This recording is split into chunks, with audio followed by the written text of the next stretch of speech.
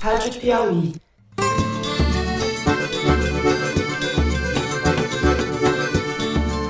Olá, está começando mais um Foro de Teresina, o podcast de política da revista Piauí. Eu sou Fernando de Barros e Silva e aqui no estúdio comigo estão, como sempre, José Roberto de Toledo, editor do site da Piauí. Oi, Toledo. Opa. E a repórter Malu Gaspar. Fala, Malu. E aí, gente, tudo bem no carnaval? Eu conheci a Maria depois que ela foi assassinada, não conhecia ela, apesar de ela ser vereadora lá com meu filho no Rio de Janeiro. Né? Eu também estou interessado em saber quem mandou me matar. Não deu nem para vocês comemorarem a nossa ausência. Já estamos de volta, recuperados, ou nem tanto. Prontos para falar de Golden Shower, assunto velho já. Golden Shower. Golden Shower. Golden Shower. Golden Shower. Golden Shower. Golden Shower. Golden Shower. Tudo que envolve a comunicação com o presidente geralmente vira algo muito grande, até porque ele é um fenômeno nas redes sociais. Então eu vi muita gente criticando, vi muita gente defendendo. O choro é livre. Para falar de Golden Shower e tudo o que realmente importa, não é a Golden Shower, na política nacional. Antes de começar, Fernando, quero reforçar o convite para Maratona Piauí sobre podcasts que a gente vai fazer em parceria com a Rádio CBN. Marque aí na agenda, dia 11 de maio, um sábado, aqui no Rio de Janeiro, no Instituto Moreira Salles, você tem um encontro marcado com alguns dos melhores podcasters do Brasil. Claro que não é a gente, mas as pessoas que nós vamos convidar, outros podcasters, para participar. Amigos. Nossos coleguinhas. E vai ter surpresa para os ouvintes do Foro de Teresina, é claro. Então, marque aí, não esqueça. Pô, Mourão, pelo amor de Deus, rapaz, vê se acorda, hein? Você já falou tanta besteira, faz propaganda de tudo que o Bolsonaro combateu durante a campanha. O que é isso, pô? Muito bem. No primeiro bloco, nós vamos falar sobre o caso Marielle Franco, sobre a prisão dos dois suspeitos de terem participado do assassinato e dos desdobramentos políticos do caso.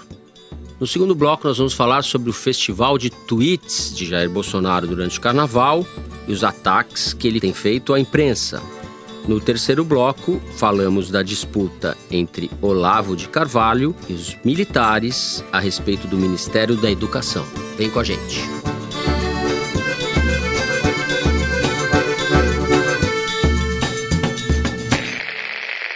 Nesta quinta-feira, 14 de março, quando o foro vai ao ar, a execução da vereadora Marielle Franco e do motorista Anderson Gomes completa um ano. Nós estamos gravando o programa na quarta e na madrugada de ontem, terça-feira, dia 12 de março, a Polícia Civil prendeu os dois suspeitos de terem participado do assassinato. São eles o sargento reformado da Polícia Militar, Rony Lessa, responsável, segundo as investigações, pelos disparos, e o ex-PM Elcio Vieira de Queiroz, que, segundo as investigações, estava dirigindo o carro usado pelos criminosos. Muita coisa a falar sobre esse assunto. A inclusão desses dois personagens na morte da Marielle parece aumentar o rol de milicianos que estão vindo à tona dos porões aí da política e da polícia carioca nesses últimos meses. Toledo, como é que a gente vai começar a falar disso? O que te chama atenção nas investigações do caso Marielle?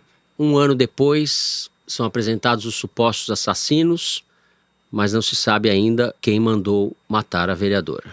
O Brasil se transformou no país dos governantes que se comportam como animadores de auditório. Então, o governador do Rio de Janeiro, Wilson Witzel, armou um circo, um palco, para ele tentar brilhar na elucidação, suposta elucidação do assassinato da Marielle Franco e do motorista. Só que ele escorregou na sua performance, né? Porque ele convocou uma coletiva para o Palácio Guanabara, que é um fato inusitado. Em geral, isso é feito nas dependências da polícia ou do Ministério Público.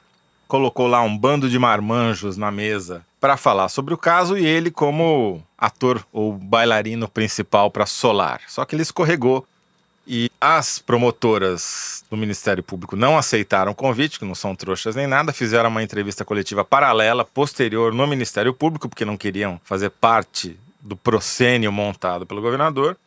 Só que ele escorregou porque não colou a versão de que os dois agiram sozinhos, que é o que o delegado responsável pelo caso vendeu a ideia, disse que não tinha a mínima ideia de quem seriam os mandantes. Sugeriu isso, né? E foi criticado por todos os lados, até pelo Jair Bolsonaro, para surpresa de alguns. todo mundo está perguntando quem são os mandantes. E não é difícil de a gente imaginar que tem um mandante, porque esses dois personagens que estão sendo acusados de serem o atirador e o motorista são conhecidos assassinos profissionais que prestam serviço para bicheiro, para miliciano, para paramilitar e ganham muito dinheiro com isso. São caras que moram numa casa, num condomínio de frente para o mar, na Barra da Tijuca, que são vizinhos do presidente da República. Esse, o Rony Lessa, o sujeito que supostamente disparou. Ou que vai passar o carnaval em Angra dos Reis passeando de lancha com parça, tem casa lá num condomínio famoso. Quer dizer, gente que ganha muito dinheiro matando outras pessoas. É muito improvável que um profissional ou dois profissionais tão requisitados tenham trabalhado de graça para matar a Marielle Franco por supostamente discordarem. Não gostar da esquerda. Exatamente. Não faz absolutamente nenhum sentido. Deixa um buraco enorme que até o próprio Bolsonaro falou, não, estou esperando eles acharem os mandantes. Já tem hoje, quarta-feira, que a gente está gravando, já tem notícias de que o delegado, o coreógrafo daí do palco do Witzel vai dançar e vai trocar o delegado, porque vão tentar achar a pressão muito grande para achar os mandantes. Essas duas entrevistas que houve nessa terça-feira, elas um pouco caracterizam a divisão ao longo da investigação, né? Elas são quase uma representação cênica da divisão que houve na investigação e que foi objeto da reportagem do Alain de Abreu, que está na capa da revista Piauí desse mês. Ele esmiuça muito bem como houve briga dentro da Polícia Civil, entre a Polícia Civil e a Polícia Federal, e o papel do Ministério Público, principalmente a partir da entrada das duas promotoras no meio do ano na investigação e como isso alterou o rumo das investigações. A gente não teria chegado aonde chegou, mesmo um ano depois, sem a participação do GAECO, do Ministério Público e da Polícia Federal nesse caso, não é, Malu? A gente está ouvindo dizer hoje no noticiário que falta ainda os mandantes, é importante a gente descobrir quem foi que mandou esse matador de aluguel matar a Marielle, se é que foi ele mesmo, né? Mas eu acho que há uma série de outras perguntas sem respostas que precisam ser respondidas para que a gente chegue no mandante. Pensa bem, a arma não apareceu, o carro não apareceu, as testemunhas que antes tinham visto o crime agora estão sendo desacreditadas. E você não entende muito bem por que depois de tanto tempo patinando, a investigação patinando, 2 dias antes da morte fazer 1 ano, eles apareceram com os criminosos. A matéria do Alain, cujo título é O Poder da Milícia, ou então A Metástase, ela conta isso muito bem. E quando a gente lê, a gente entende um pouco por que a investigação que mais importa ainda não está terminada, que é a investigação da Polícia Federal. O que ele conta lá? Quem não leu, leia, mas se não leu, vou tentar resumir aqui porque eu acho que essa matéria é importante, faz diferença, que é o seguinte, num caso como esse, tão complexo, é importante a gente prestar atenção na história da investigação. Depois que o crime aconteceu, apareceu uma testemunha, hoje a gente sabe que ela foi plantada na investigação, chamado Rogério Ferreira ou Ferreirinha, apareceu para conversar com um repórter levado por 3 delegados da Polícia Federal, que se chamam Hélio Christian, Lorenzo Pompilho e Felício Laterça. Esse último é deputado federal hoje pelo PSL. Eles levam esse Ferreirinha para depor na Polícia Civil e apresentam esse cara para um repórter. E esse cara diz o seguinte, que ele ouviu um vereador chamado Marcelo Siciliano tramando a morte da Marielle num restaurante com um outro miliciano chamado Orlando Curicica. Pois bem, esse Orlando é preso e depois de um tempo ele disse que foi ameaçado por quem? Pelo delegado Giniton Lages, que ontem anunciou a prisão, prendeu esses dois, o PM e o ex-PM. Esse Giniton Lages teria pressionado o Orlando a confessar o crime. E não só confessar, como dizer que tinha cometido o crime a mando desse siciliano.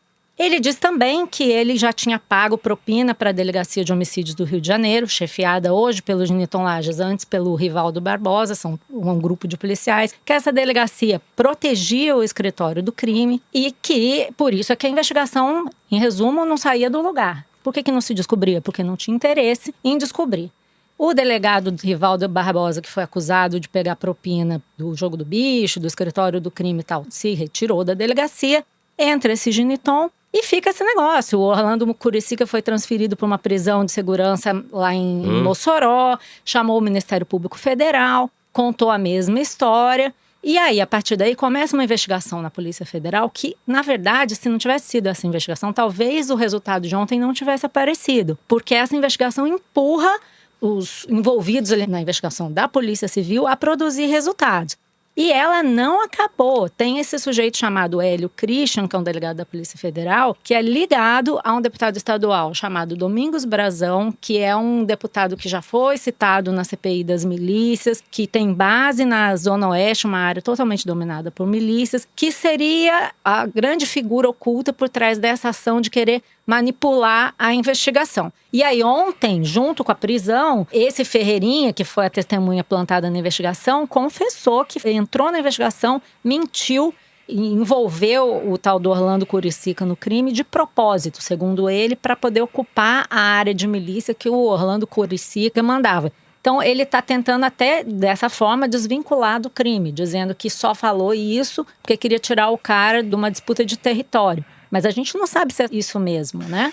Então tem muita coisa para acontecer. De repente, se você consegue contar a real história dessa investigação, você pode desvendar não só o crime da Marielle, se realmente foram essas pessoas que mataram ou não, como também, talvez, pela primeira vez, você trazer à tona essa imbricação do crime, da política e do submundo da corrupção na polícia. Talvez essa morte leve a uma descoberta, a uma revelação e a um enfrentamento do problema, ao aumento na criminalidade, e que levou a esse crescimento monstruoso das milícias, que hoje contaminou toda a política. Exatamente. Eu acho que essa investigação vai trazer as respostas que faltam, entendeu? Que podem ajudar a gente a elucidar de fato o que aconteceu. Algumas coisas que eu queria acrescentar um pouco pegando o gancho do que o Toledo falou.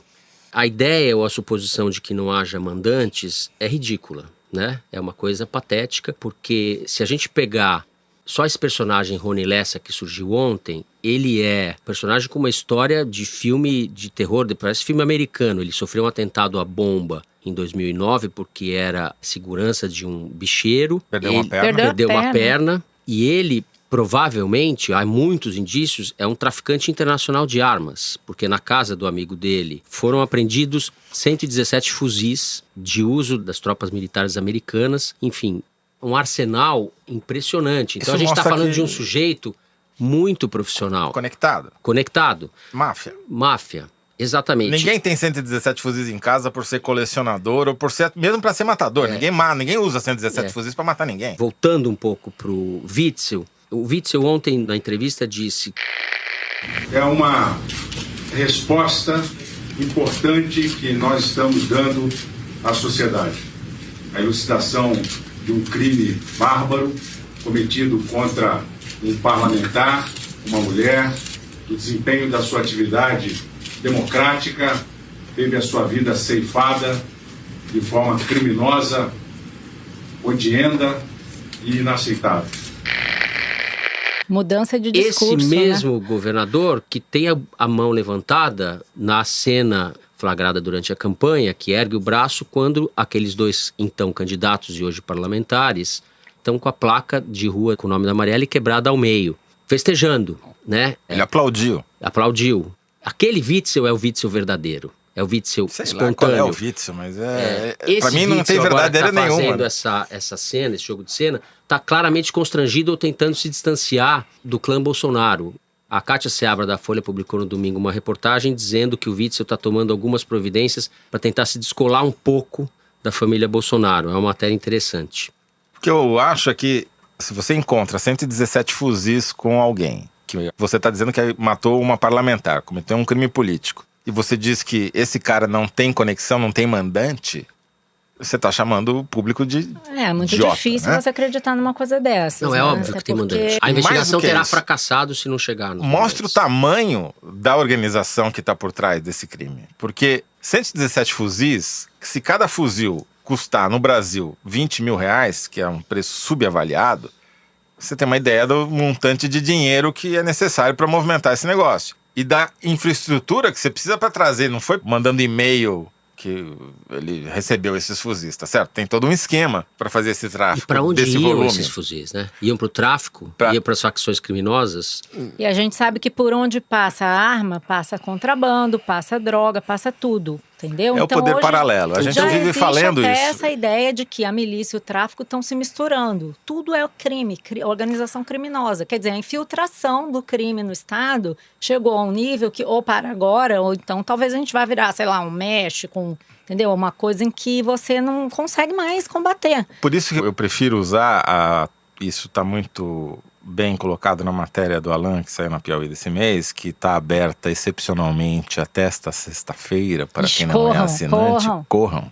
Para mim, o termo correto é paramilitar, porque são ou policiais da ativa, ou reformados, ou aposentados compulsoriamente, que formam o núcleo desse poder, que usa o Estado em proveito próprio para aterrorizar populações, para cobrar propina, em suma, para influenciar num jogo político que a gente ainda não sabe até onde chega.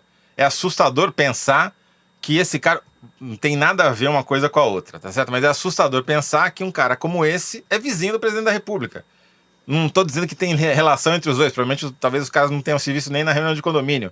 Mas o local onde está esse sujeito diz muito sobre isso. Mas para mim, a vizinhança do Rony Lessa com o presidente Bolsonaro pode ser casual, mas a vizinhança da milícia com a família Bolsonaro não é casual. Não. E eu não estou falando da vizinhança geográfica, mas da vizinhança do modo de vida. É uma coisa só. O Flávio Bolsonaro empregou a mulher e a mãe do Adriano Nóbrega, que é um ex-PM também do BOPE, um assassino do escritório do crime, um dos maiores facínoras da polícia do Rio e que bandeou para a milícia, que está foragido, que teve a prisão decretada e está foragido. O Flávio Bolsonaro empregou a mãe e a mulher. O Queiroz é amigo, trabalhou junto, se formaram Foram juntos. no mesmo o Queiroz, batalhão, que é o chefe, era o chefe de gabinete lá, o ajudante de ordens, o motorista, o faz-tudo do Flávio Bolsonaro, e que é o cara do Laranjal do Flávio Bolsonaro. Flávio Bolsonaro que homenageia constantemente policiais. O silêncio da família, policiais acusados de envolvimento com milícia, a respeito das revelações ontem, feitas nessa terça, é muito sintomático. A família que é louca para tuitar não tuitou nada. Não, o Bolsonaro, quando falou, estava claramente constrangido. Desde o começo do mandato dele, eu não via ele tão constrangido dando uma entrevista. Quase que a contragosto, tendo que... Parece que são eles, etc. Então, há uma percepção de que a distância entre a família Bolsonaro e esse submundo do crime organizado, da milícia do Rio de Janeiro, é muito pequena. Sim, essa distância é muito pequena. O temor é que seja um produto do meio ou um meio de um produto. Não está claro ainda qual é a relação. O Luigi, que é o nosso produtor aqui, fez uma reportagem para o site da Piauí muito importante, mostrando que o Flávio Bolsonaro não tinha elogiado publicamente ou dado medalha para 1, nem 2, nem 3, nem 5 policiais que vieram a ser depois punidos pela lei.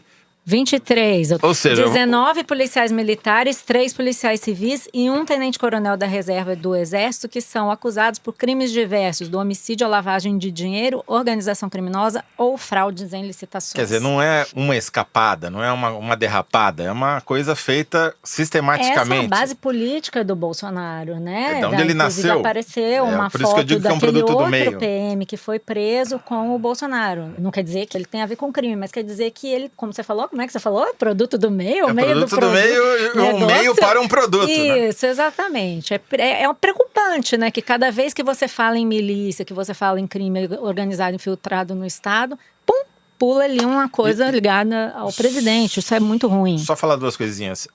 Tem muita gente estranhando a declaração do Bolsonaro dizendo que é preciso encontrar os culpados. Eu interpreto isso da seguinte maneira. Como ele acha que tem um mandante para a tentativa de assassinato contra ele já falou isso na entrevista ontem. Eu quero saber quem mandou me dar uma facada. Exatamente. Ele precisa dizer que há um mandante da Marielle também para ter um mínimo de paralelismo entre as duas histórias, para ter coerência, tá certo? Bom, a mesma Polícia Federal que investigou o caso do Adélio e concluiu, pelo menos até agora, que não houve mandante, está enfronhada na investigação da Marielle, procurando justamente... Eu acho que a gente não pode deixar de mencionar, a gente está gravando isso no calor dos fatos, né? Ainda não se sabe quase nada sobre o que aconteceu em Suzano, uma cidade da Grande São Paulo, onde 2 encapuzados, segundo os primeiros relatos, aparentemente adolescentes, não se sabe se ex-alunos da escola ou não, entraram numa escola no centro de Suzano, uma escola estadual de ensino fundamental e médio, e cometeram um assassinato em série e depois se suicidaram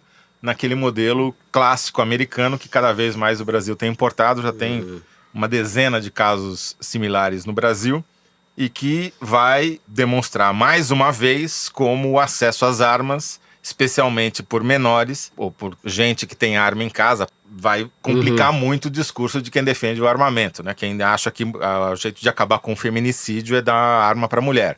Esse episódio é um exemplo trágico do efeito real, e não dessa fantasia que o governo tenta vender, da facilitação do porte de arma no país. A gente está diante de um caso do que o historiador Luiz Felipe de Alencastro, há tempos atrás, chamou de americanalhação do país. A gente está importando as piores coisas dos Estados Unidos sem termos aprendido as melhores. E o pacote que está no Congresso que ninguém mais fala não ataca nem o problema da disseminação do uso de armas ou do acesso às armas, ao contrário, incentiva, e também não ataca o problema dos paramilitares ou das milícias como Estado paralelo. Então, acho que tem alguma coisa errada no foco do problema, de como enfrentar essa questão.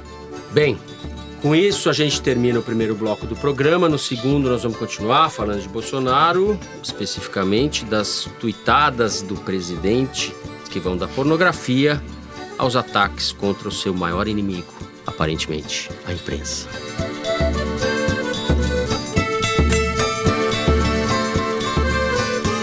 Bom. Na semana passada, a equipe deste foro se rendeu à folia. O Toledo foi visto em vários blocos. É o bloco do Java Porco. A gente não teve programa. Houve uma enxurrada de protestos dos ouvintes. Uma golden shower of protest.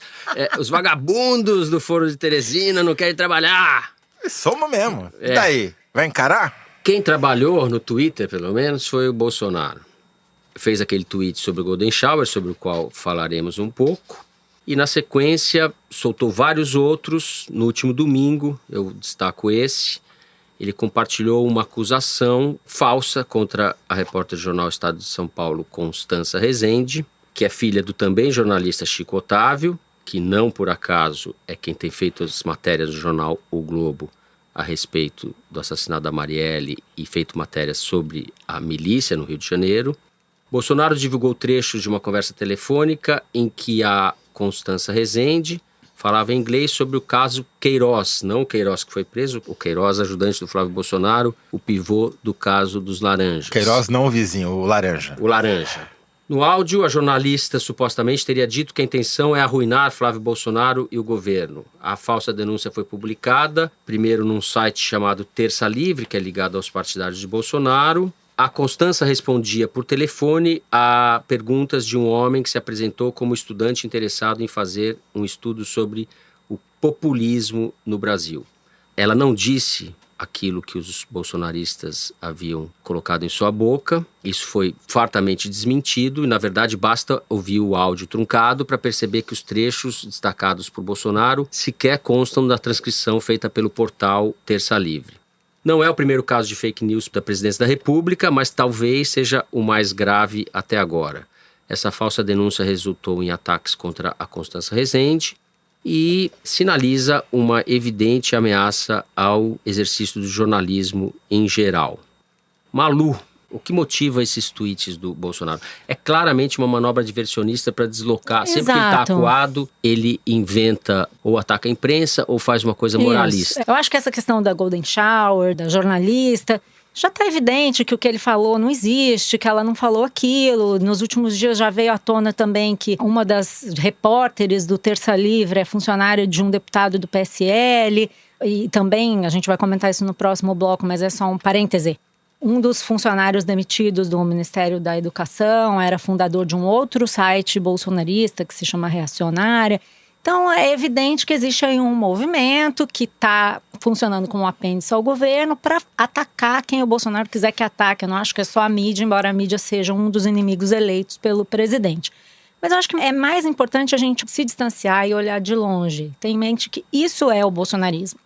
O bolsonarismo é criar cortinas de fumaça para desviar a atenção sobre as coisas que realmente importam, né? Ele está seguindo o manual do presidente Trump, ele não deixou de se comportar como na campanha e não vai deixar, né? Quem imaginava que ele ia se transformar porque sentou na cadeira de presidente, se enganou redondamente, né? Para entender o que ele está fazendo, então a gente tem que raciocinar com a lógica da campanha. Ele continua em campanha, né?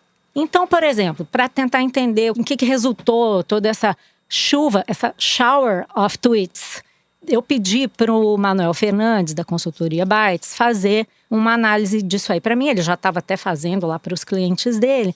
E ele concluiu que entre terça e quarta-feira de cinzas, 24 horas depois da publicação do post da Golden Shower, o Bolsonaro ganhou 128 mil novos seguidores nos seus perfis. E depois da polêmica do Estadão, entre segunda e terça, ele conquistou mais 31 mil seguidores. E aí o que fica claro, né? Que quando o Bolsonaro é mais Bolsonaro, ele consegue melhor resposta da sua audiência digital. Não é à toa que ele não fez muitos posts sobre a Previdência. Até ontem ele tinha feito 38 posts sobre a Previdência e teve apenas 3% das curtidas totais nos tweets dele. Já foi mostrado nos jornais que os comentários sobre os tweets do Bolsonaro, principalmente do Golden Shower, foram negativos. Mas o presidente, como sempre, não está preocupado com isso. Ele quer galvanizar a sua audiência, os seus seguidores fiéis, que estão muito preocupados com a pauta de costumes, enquanto, supostamente, a equipe econômica faz o seu trabalho. Vários dos membros da base, ou apoiadores do governo Bolsonaro, ou até do próprio governo, deram declarações nesse sentido, que o Bolsonaro vai continuar fazendo o que ele fez na campanha, tocar em paralelo pautas de costume e pautas econômico-liberais. A questão que eu acho é o seguinte, só lembrando aqui, fazendo outro parênteses, ele fez no auge disso tudo uma live em que ele só falou de temas que são caros ao eleitorado dele. Ele falou de lombadas eletrônicas, que é um tema de multa, indústria de multa, aquela coisa toda, caminhoneiros, motoristas, taxistas e tal. Falou da carteira de vacinação do adolescente, que tinha instruções para colocar a camisinha, que ele achou um absurdo, que os pais deveriam arrancar a página das instruções de camisinha, sobre como colocar a camisinha. Falou da importação de bananas, que tem muita banana lá no Vale do Ribeira, de onde ele vem. E falou 1 minuto só de previdência, dizendo que, olha, tem que ter previdência, senão o Brasil quebra. Então, assim, eu acho que o que ele vai fazer é isso. Não adianta esperar que ele faça diferente. Agora, é suficiente? Eu acho que não é, tá? Tem uma metáfora que eu ouvi ontem de um amigo que é americano, que acompanha tanto a política brasileira quanto a política nacional, que pediu, pelo amor de Deus, para não dizer quem ele é, mas eu vou repetir a metáfora porque eu acho que se aplica perfeitamente. O Bolsonaro está se comportando como um Trump da série B. Primeiro, por quê? O Trump não ia publicar um Golden Shower como ele fez. Ele está avançando o sinal para além do que o próprio Trump faria. O caso da jornalista foi imediatamente, ele perdeu a credibilidade, todo mundo serve. Então ele faz isso como um Trump do B, um Trump mais tosco. E a segunda razão por que eu acho que não vai funcionar é porque o Brasil não é os Estados Unidos, entendeu? A economia brasileira não pode arcar com essa coisa errática, esse comportamento complicado que o Bolsonaro tem tendo. O Trump pode fazer o que ele quiser nos Estados Unidos, porque a economia anda, as empresas continuam funcionando, você tem uma máquina muito grande que anda apesar do Trump. Ele atrapalha bastante, mas os Estados Unidos não precisam do presidente para funcionar. No Brasil, nós temos uma economia muito mais dependente da ação do governo, e é um governo que está quebrado, que ele precisa reconstruir. Entendeu? Não adianta você dizer que o problema do Brasil é o comunismo, é a China, é o não sei o quê, porque não é. Então não adianta você simplesmente importar a agenda. Aliás, é até pior, né? Porque a China não é nosso inimigo. A China é nosso cliente, é consumidor do Brasil. Parceiro. O problema do Brasil não é a China é a solução do Brasil. O problema do Brasil são os empregos. Então, assim, até o Zé Neumann falou uma coisa... Zé Neumann, que não pode ser apontado como um esquerdista ou um comunista. Criticou o Bolsonaro. Agora já virou, né? Porque todo mundo que fala do Bolsonaro é petista. Ele apontou um negócio interessante. O Bolsonaro tem 3 milhões de seguidores no Twitter, 9 milhões de seguidores no Facebook. Enfim, ele tem uma presença digital muito grande. Mas por mais que ele tenha seguidores... esses seguidores não são um número maior do que os 2 milhões de desempregados do Brasil. Então é o seguinte, tem um outro amigo meu que falou uma frase que eu acho que resume o que vai acontecer no país no próximo ano. When money talks, bullshit walks. Quer dizer, quando o dinheiro entra em questão, a economia entra em questão, toda essa baboseirada sai pela outra porta. Então aí agora que a gente vai ver. Eu acho que não vai funcionar essa estratégia diversionista de ficar jogando areia, fumaça na cara da gente, brigando com a mídia, como se a mídia fosse culpada pelo desgoverno que está acontecendo no Brasil. Mas a gente vai ver, né? Zé, essa precariedade do presidente que cada dia se escancara mais? Primeira coisa, é uma estratégia deliberada, não é estupidez, não é idiotia, não é nada que possa ser qualificado como uma manifestação espontânea do pior do ser humano. É uma estratégia clara de, não só diversionista, mas de o Bolsonaro manter a pauta na mão. O que significa isso, traduzindo o jargão jornalístico? Significa que ele determina quais são os assuntos que nós vamos comentar. Então, a gente poderia estar comentando aqui sobre o Laranjal do PSL, e em vez disso a gente está falando sobre o Golden Shower. E a gente poderia estar comentando sobre as imensas dificuldades que a reforma da Previdência está enfrentando no Congresso, com a ida do seu principal articulador político para a Antártica, ou Antártida, dependendo de qual dicionário você usar. Inaugurar uma base que já foi inaugurada, hein? Só entre parênteses. Exatamente.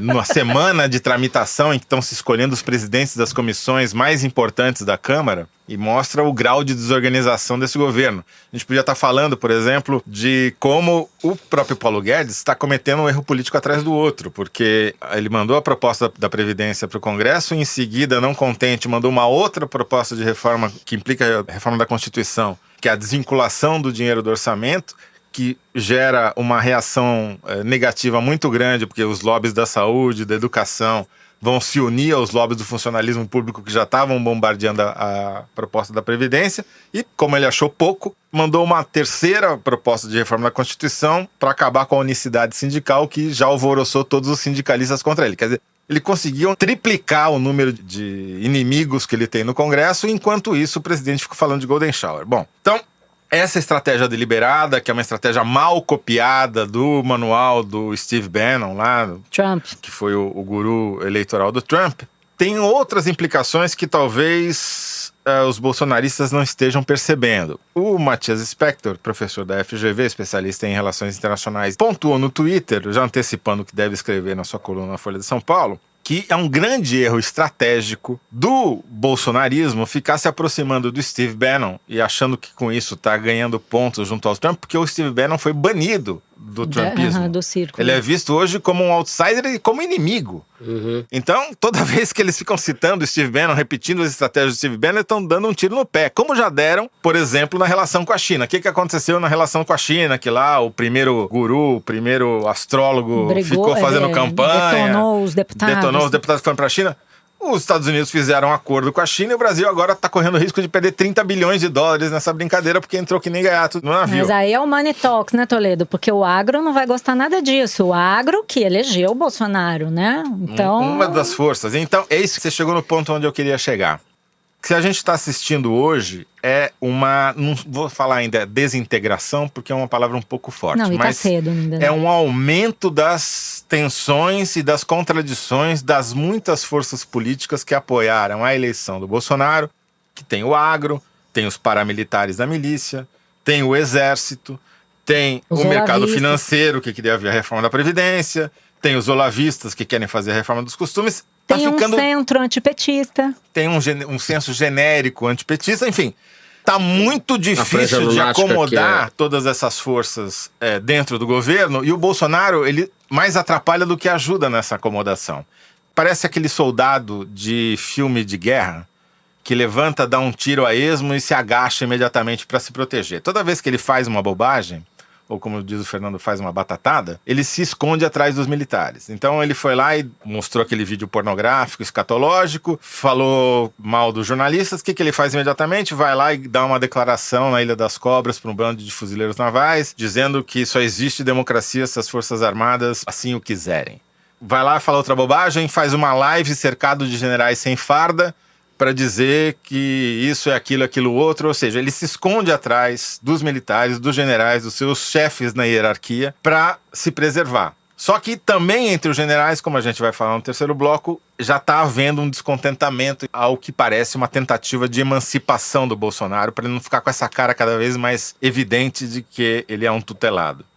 Bom, antes de terminar esse segundo bloco, eu queria registrar que também nós do Foro de Teresina, ou eu especificamente, entramos nas redes bolsonaristas com esses vídeos ou áudios que distorcem a realidade. Começou a circular pela segunda vez, porque já tinha circulado meses atrás, uma fala minha do segundo Foro de Teresina, no qual a gente discutia como a imprensa ia cobrir o governo Bolsonaro. E nesse vídeo que está circulando com grande entusiasmo entre os bolsonaristas, eles recortam uma parte da minha fala, dando a entender, quando eu estava falando da Folha de São Paulo, dando a entender exatamente o oposto daquilo que eu dizia e daquilo que eu ouvi na Folha. Eu conversei com pessoas do jornal na época. O que eu tinha ouvido? Que apesar de o Bolsonaro ser quem é, ou seja, um candidato com aquelas características, um candidato que diz que todo mundo tinha que morrer, o Fernando Henrique inclusive, que idolatra torturadores, etc. Apesar do Bolsonaro ser quem é ou sendo quem era durante a campanha, a Folha tinha uma preocupação de manter a isenção, o equilíbrio, de manter os seus princípios editoriais. Entre eles, o de não se apegar a nenhuma candidatura. Era essa a preocupação do jornal, sabendo que o Bolsonaro empurra as pessoas a agirem no sentido contrário. Então, nesse nosso caso também, é mais uma medida ridícula que não nos intimida, não me intimida, pelo contrário, me entusiasma a trabalhar mais. A gente também está sendo alvo desse tipo de uso distorcido dos acontecimentos.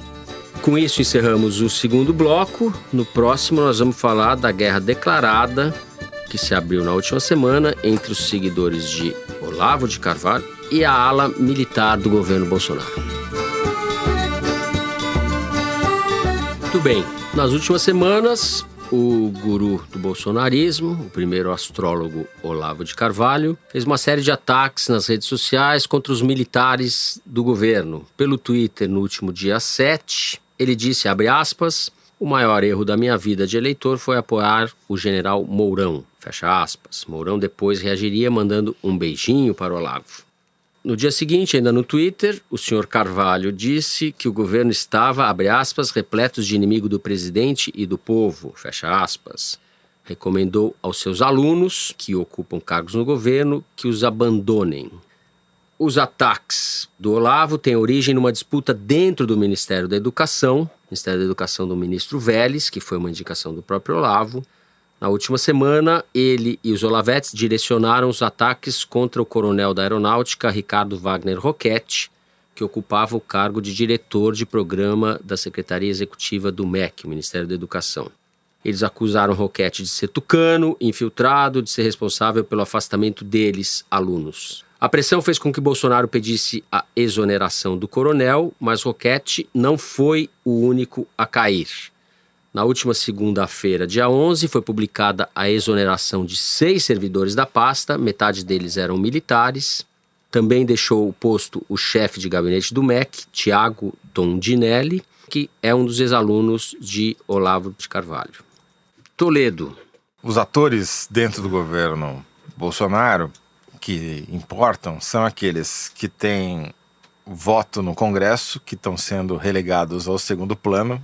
Não tem negociação com bancadas, negociações com governadores empacaram, ou seja, aquilo que realmente importa não tem aparentemente ninguém cuidando, já que o outro foi para a Antártida. Exato, né? Foi brincar de está fiscalizando bumbum alheio, enfim, as prioridades estão fora do lugar. E tem aqueles que têm o poder de pressão via mídias sociais, esse inferno que virou arma na mão de gente que até então não tinha protagonismo nenhum, porque não tinha o que oferecer, como está se mostrando.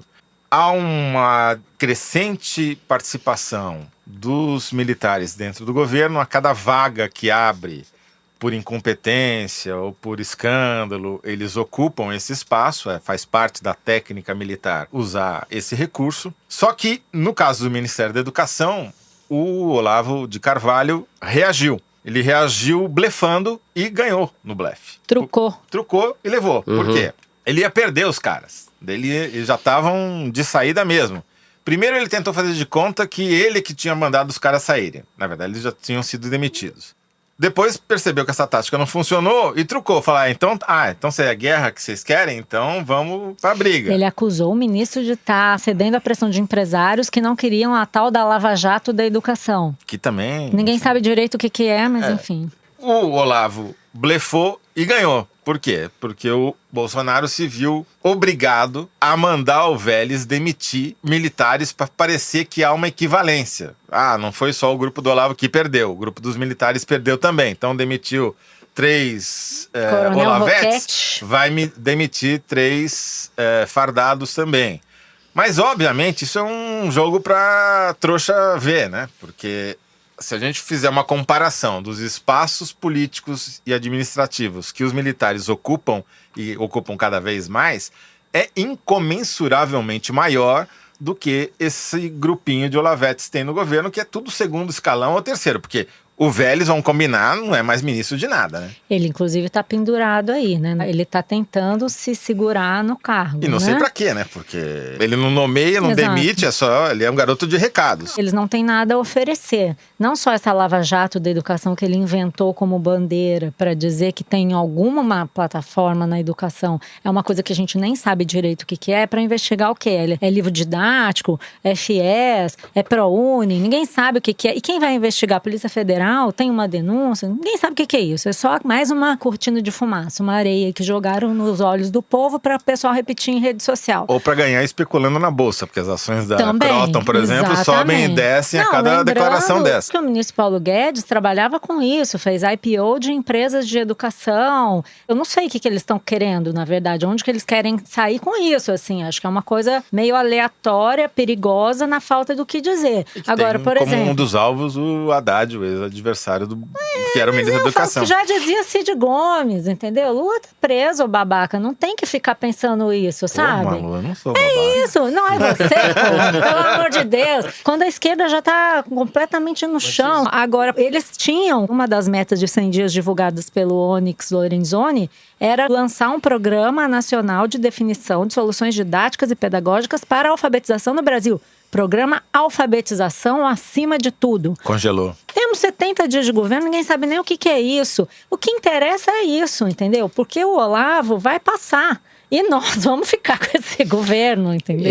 É impressionante que o Ministério da Educação, sendo o Brasil o país que é, esteja refém desse tipo de discussão e desse tipo de personagem. Que uma pessoa como Olavo de Carvalho, que é uma personalidade paranoica no sentido clínico da palavra, ele tem mania de perseguição e mania de grandeza. Talvez ele tenha razões para ter mania de perseguição, porque ele não paga imposto. Que o Ministério da Educação no Brasil esteja refém desse personagem. É espantoso o tamanho da queda do país nessa área, pra gente ficar só nisso, né? Agora eu tenho uma informação aqui que eu acho que a gente tem que considerar para ver como é que vão se movimentar esses dois blocos, militares e olavistas, né?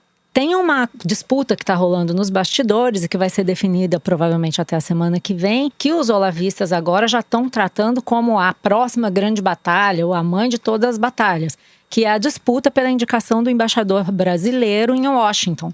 Quer dizer, por tradição, deveria ser apontado na visita ao Trump. O Trump vai dizer quem é o embaixador dos Estados Unidos no Brasil, que o Brasil está sem embaixador americano. E aí o Bolsonaro, esse cargo tá vago. Não é o Olavo? Achei que fosse o Olavo.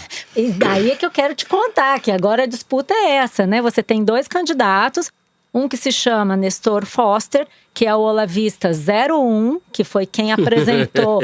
Exatamente, o olavista número 1, o olavista original. Ele é um diplomata que não é embaixador ainda, tá esperando a sua promoção. Ele atuou nos Estados Unidos há muito tempo, na própria embaixada de Washington, e foi quem apresentou Ernesto Araújo para o Olavo de Carvalho. E de outro lado, disputando essa mesma indicação, está o consultor e advogado Murilo de Aragão, da Arco Advice, que é um nome defendido pelo Paulo Guedes, e teria um bom trânsito na ala militar. Inclusive, ele está visitando militares, esteve com o Mourão, esteve com outros militares pedindo o apoio. E entre os bolsonaristas, especialmente entre o Felipe Martins, que não estava na educação, mas tem inclusive uma ex-namorada no Ministério da Educação, uma pessoa também que não foi demitida, ficou lá. Eles estão considerando isso importante. Esse Felipe Martins, que é assessor da presidência da República, ele é ligado ao Olavo, considerado aí uma estrela em ascensão no governo Bolsonaro. Um intelectual? O Olavete, intelectual e tal. Eles consideram admirado muito, pelo 03. Eles consideram muito importante essa indicação. Quem vai ganhar essa indicação para ser a voz do Bolsonaro nos Estados Unidos, diante aí de toda essa relação com o Trump e tal. Mais uma vez, é uma questão a se observar, porque primeiro tem que ver se ele vai ganhar ou não. O candidato, o Nestor Foster, é um diplomata até bem quisto, embora ele seja de direita. Quando você pergunta para as pessoas no Itamaraty quem ele é, as pessoas dizem assim, não, ele não é maluco. Ultimamente, para você definir uma pessoa no governo Bolsonaro, você separa maluco ou não maluco. Ele não é maluco, ele é uma pessoa respeitada, um cara que, pelo menos dentro do Itamaraty, inclusive, ele já brigou com o Ernesto Araújo no passado, justamente por se opor à forma como o Ernesto chegou, hostilizando as pessoas, tratando todo mundo mal. Ele ia ocupar um cargo, não ocupou. Mas está lá o nome dele, os olavistas consideram que é importante garantir essa posição. E eu acho que, mais uma vez, vai ficar evidente o que a gente está vendo no Ministério da Educação. Qual é o projeto? Porque esse posto é um posto muito estratégico. Você acabou de falar aí dos 30 bilhões que o Brasil pode vir a perder de mercado na relação com a China. E tem uma outra questão. Os parlamentares democratas americanos, que são quem manda na Câmara hoje lá no Congresso americano, estão fazendo forte oposição ao Bolsonaro, pretendem inclusive nessa viagem anunciar que vão tentar sanções na Comissão de Relações Exteriores e tal. Então é o seguinte, o embaixador brasileiro em Washington tem que ser uma pessoa capaz de conversar com esse Congresso. Agora, precisa dar uma matizada, talvez, nessa disputa que é interessante, que você acabou de falar, que eu confesso que eu não sabia. Por quê? Tradicionalmente, o embaixador brasileiro em Washington é um diplomata de carreira. É muito raro você ter um cara de uma consultoria privada, como é a Arco Advice, o Moreira Lagão. Essa é a delicadeza da situação. Ou seja, eu acho que esse diplomata que, de fato, foi o primeiro a brigar com o Ernesto Araújo, né?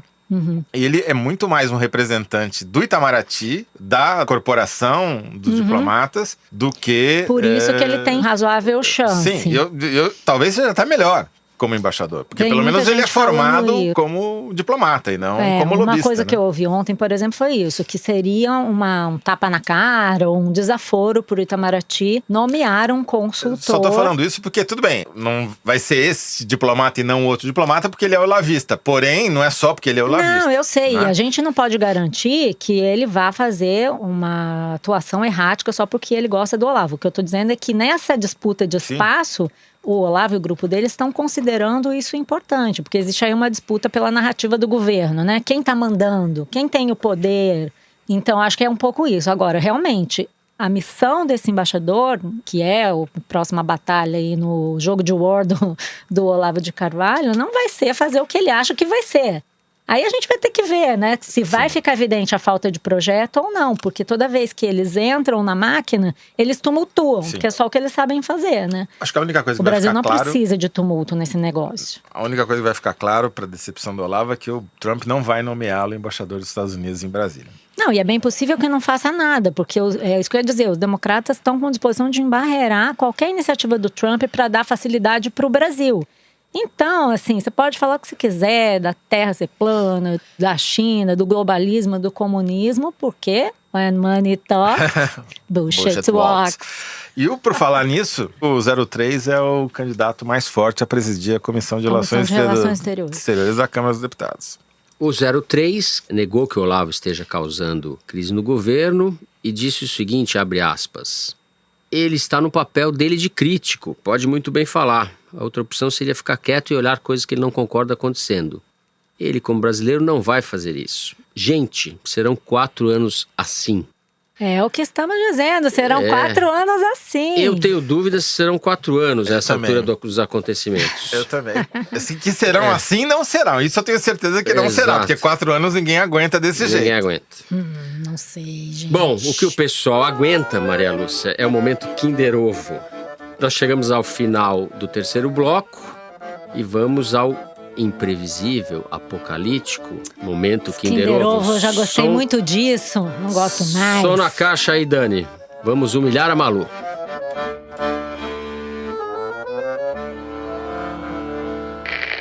O presidente Bolsonaro foi eleito para defender a família. Eu ficaria assustado se ele colocasse outro tipo de vídeo. Eu duvido que você que defende a família, que gosta da sua família, vá gostar de ver alguém da sua família naquela situação. O que o presidente quis dizer é o seguinte, carnaval tem que ser alegria, como foi feita em muitas partes do país. Carnaval não é para ser sacanagem, como foi feita em outras partes. Sacanagem é uma coisa, alegria do carnaval é outra coisa.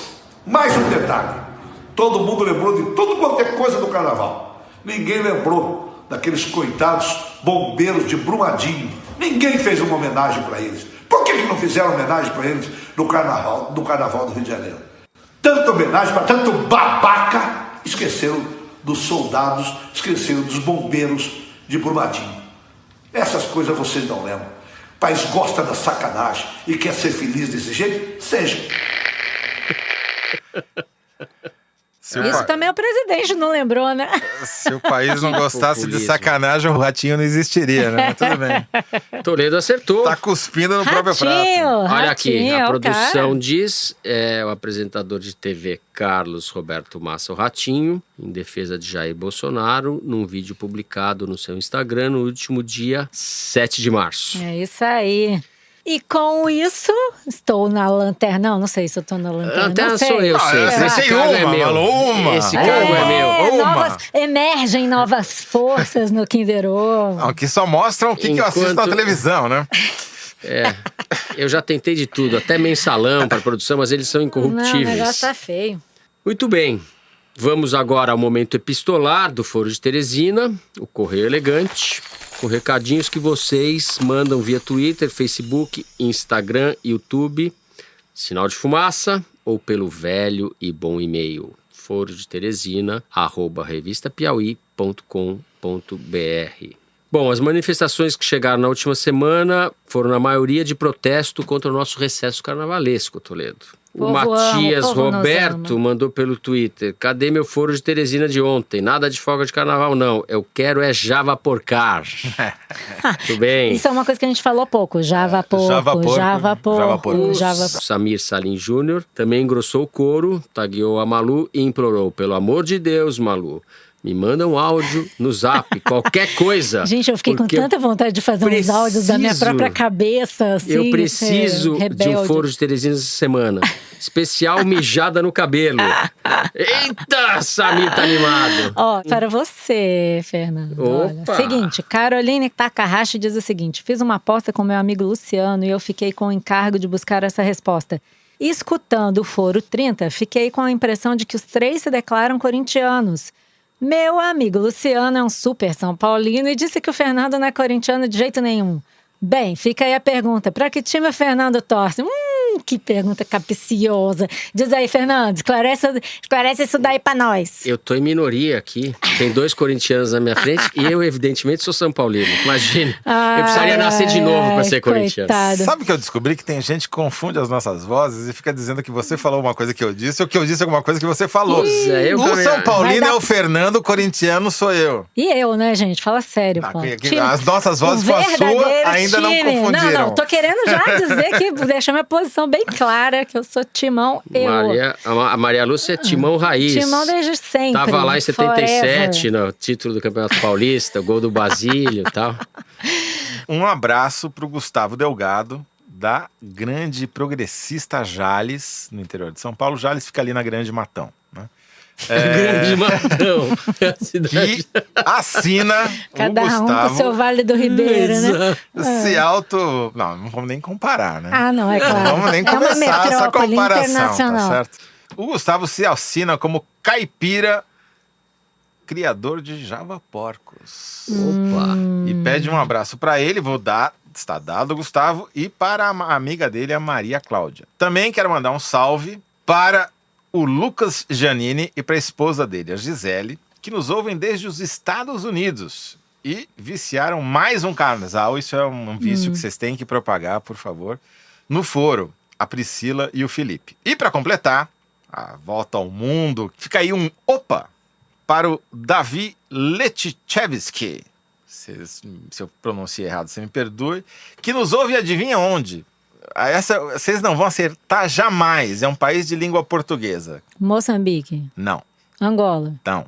Guiné-Bissau. Moçambique. Não. E Angola. Timor-Leste. Uau. Temos um ouvinte legal. em Timor-Leste. E ele diz: muito bom.